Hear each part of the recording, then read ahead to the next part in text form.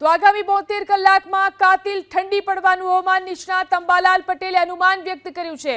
અંબાલાલ પટેલે કરેલા અનુમાન મુજબ આગામી 3 દિવસ રાજ્યના મોટાભાગના શહેરોમાં કાતિલ ઠંડીનું મોજું ફરી વળશે। ત્યારબાદ એટલે કે 17 થી 22 ડિસેમ્બર ઠંડીમાં મધ્ય ગુજરાત અને દક્ષિણ ગુજરાતના શહેરોમાં ઘટાડો જોવા મળશે। ત્યારબાદ 7 દિવસ એટલે કે 23મી થી 31મી ડિસેમ્બર વચ્ચે ફરીથી હાડ થીજવતી ઠંડીથી રાજ્ય તૂટવાશે। ફક્ત ઠંડી જ નહીં, ડિસેમ્બરમાં માવઠાની પણ અંબાલાલ પટેલે શક્યતા વ્યક્ત કરી છે।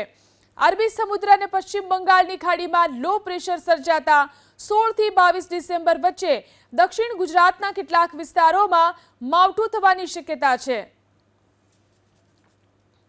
આગામી 24 કલાકમાં રાજ્યના ભાગમાં ઠંડીનું મોજું ફરી વળવાની શક્યતા છે, જેમાં આગામી 72 કલાકમાં ઉત્તર ગુજરાતના ભાગો, જેમાં મહેસાણાના ભાગો, બનાસકાંઠાના ભાગો, સાબરકાંઠાના ભાગો અને પંચમહાલના ભાગોમાં કાતિલ ઠંડી પડવાની શક્યતા રહેશે।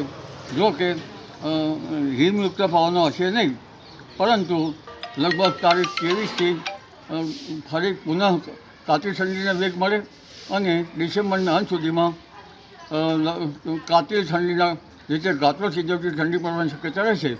જાન્યુઆરી માસમાં પણ ગાત્રો થીજવતી ઠંડી પડવાની શક્યતા રહેશે।